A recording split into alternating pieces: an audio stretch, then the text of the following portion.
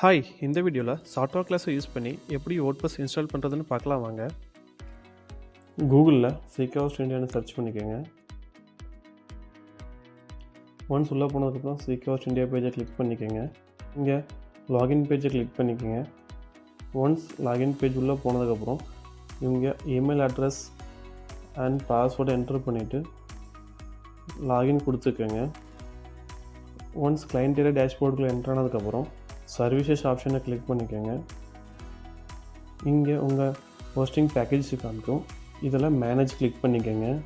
உள்ளே என்ட்ரு ஆனதுக்கப்புறம் login to cPanel option click பண்ணிக்கோங்க. இது உங்கள் டொமைனோட cPanelக்கு ரீடைரக்ட் பண்ணும். அப்படி இல்லைன்னா டொமைன் நேம் /cPanel என்ட்ரு கொடுத்துக்குங்க. இதுவும் உங்கள் cPanelக்கு ரீடைரக்ட் பண்ணும். இங்கே உங்கள் யூசர் நேம் பாஸ்வேர்ட் கொடுத்து லாகின் பண்ணிக்கோங்க. ஸோ இந்த மெத்தட் மூலிமா நீங்கள் கிளைண்ட் ஏரியாவுக்கு போகாமல் டேரெக்டாக cPanel லாகின் பண்ணிக்கலாம். ஸோ இப்போ நான் cPanelக்குள்ளே வந்துட்டேன். இங்கே பார்த்தீங்கன்னா WordPress மேனேஜர் பை Softaculousனு ஆப்ஷன் காமிக்கும். இதை கிளிக் பண்ணிக்கோங்க. இந்த இதில் நீங்கள் எந்த WordPress இது வரைக்கும் இன்ஸ்டால் பண்ணல, ஸோ அதனால் எம்டியாக காமிக்குது. ஸோ இன்ஸ்டால் கொடுத்து WordPress இன்ஸ்டால் பண்ணிக்கோங்க. ஒன்ஸ் உள்ளே போனதுக்கப்புறம் இங்கே உங்கள் ப்ரோட்டோக்கால் சூஸ் பண்ண கேட்கும். ஸோ உங்களுக்கு என்ன ஃபார்மேட் வேணுமோ அதை சூஸ் பண்ணிக்கோங்க. HTTPS நான் செலக்ட் பண்ணியிருக்கேன். இங்கே உங்களோட டொமைன் நேம் டிஃபால்ட்டாக காமிக்கும். இங்கே நீங்கள் டைரக்டரி வேணும்னா என்ட்ரு பண்ணிக்கோங்க, இல்லைனா எம்டியாக விட்டுருங்க.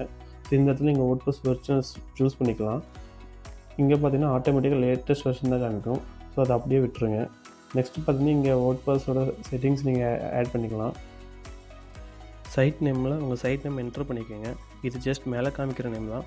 இந்த செட்டிங்ஸை நீங்கள் பேக் எண்டில் கூட அப்புறம் எடிட் பண்ணிக்கலாம். நெக்ஸ்ட்டு பார்த்தீங்கன்னா சைட் டிஸ்கிரிப்ஷன், அதில் உங்கள் சைட்டோட டிஸ்கிரிப்ஷனை ஆட் பண்ணிக்கோங்க.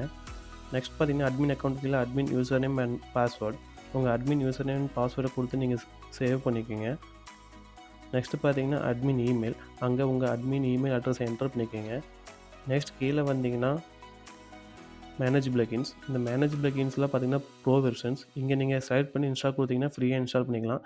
இல்லைனா நீங்கள் பேக் எண்டில் பே பண்ணி வாங்குற மாதிரி இருக்கும். ஸோ நான் இன்ஸ்டால் கொடுத்துக்குங்க. உங்கள் WordPress இன்ஸ்டால் ஆக ஸ்டார்ட் ஆகிருச்சு. ஜஸ்ட் வெயிட் பண்ணுங்கள் இன்ஸ்டால் ஆகிற வரைக்கும். உங்கள் WordPress இன்ஸ்டால் ஆகிருச்சு. ஃபஸ்ட்டு பார்த்தீங்கன்னா உங்கள் சைட்டோட URL, நெக்ஸ்ட்டு பார்த்தீங்கன்னா உங்கள் அட்மின் URL, இதை யூஸ் பண்ணி நீங்கள் WordPress லாகின் பண்ணி மேனேஜ் பண்ணிக்கலாம். ரிட்டன் டு WordPress மேனேஜ்மெண்ட் கொடுத்துருக்குங்க. இங்கே பார்த்தீங்கன்னா உங்கள் WordPress இன்ஸ்டால் ஆகிற டீட்டெயில்ஸில் காமிக்கும். இந்த லாகின் கொடுத்து ஒன் கிளிக்கில் நீங்கள் WordPress லாகின் பண்ணிக்கலாம். இங்கே உங்கள் WordPress-ஐ மேனேஜ் பண்ணிக்கலாம். இதில் உங்கள் போஸ்ட், மீடியா, பேஜஸ் எல்லாம் ஆட் பண்ணி உங்கள் வெப்சைட்டை மேனேஜ் பண்ணிக்கோங்க. நெக்ஸ்ட் Softaculousக்குள்ள வந்தீங்கன்னா உங்கள் சைட் கான்ஃபிகரேஷன் காமிக்கும். இதில் உங்களுக்கு வேணுங்கிற ஆப்ஷனை எனேபிள் டிசேபிள் பண்ணி உங்கள் சைட்டை மேனேஜ் பண்ணிக்கோங்க. Softaculousல மல்டிபிள் சைட்ஸ் கூட மேனேஜ் பண்ணிக்கலாம். இதே மாதிரி இன்ஸ்டால் பண்ணிங்கன்னா மல்டிபிள் சைட்ஸ் காமிக்கும். இதே மாதிரி ஒன் கிளிக் லாகின் கொடுத்து உங்கள் WordPress லாகின் பண்ணி உங்கள் WordPress வெப்சைட்டை மேனேஜ் பண்ணிக்கலாம். இந்த வீடியோ உங்களுக்கு பிடிச்சிருந்துச்சுன்னா லைக் பண்ணுங்கள், கமெண்ட் பண்ணுங்கள், மறக்காமல் ஷேர் பண்ணுங்கள். இந்த மாதிரி இன்ஃபர்மேட்டிவ் வீடியோஸை பார்க்க எங்கள் பேஜை மறக்காமல் சப்ஸ்கிரைப் பண்ணிக்கோங்க. தேங்க்யூ.